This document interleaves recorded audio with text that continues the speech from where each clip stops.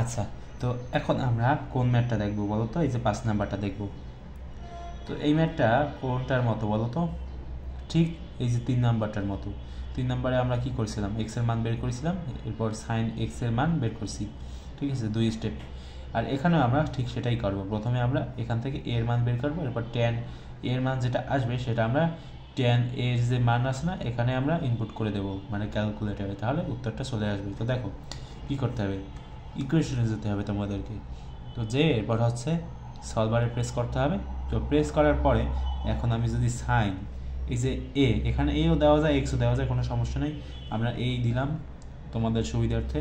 তো দেওয়ার পরে ব্র্যাকেট দিলাম, ব্র্যাকেট দিলেও হয় না দিলেও হয়। এরপর হচ্ছে তোমাদের সমান সমান প্রেস করা লাগবে 1/√2। তো দেখো এর মান যেটা আসবে সেটা হচ্ছে তোমার 45 ডিগ্রি। খুবই ভালো কথা যে 45 ডিগ্রি আসছে। তো ট্যান 45 ডিগ্রি কত বলো তো? সেটা আমরা সবাই জানি, ট্যান 45 ডিগ্রি হচ্ছে 1। তো সেটা কীভাবে আনবা? তো দেখো এখন তোমার ক্যালকুলেটারটা কিন্তু ইকুয়েশন মোডে আছে, কিন্তু আমরা চাচ্ছি বেসিক মোডে নিয়ে যাও। তো সেজন্য তোমাদের হোম মেনুতে 2বার প্রেস করা লাগবে। প্রেস করে এরপর যদি তোমরা ওকেতে প্রেস করো তাহলে বেসিক মোডে চলে যাবে। তো দেখো এখন ট্যান 45 ডিগ্রি হচ্ছে তোমার 1। তো এগুলো আমরা সবাই জানি। আচ্ছা, তো গেল। তো দেখা হবে পরবর্তী কোনো ভিডিওতে। 1 মিনিট।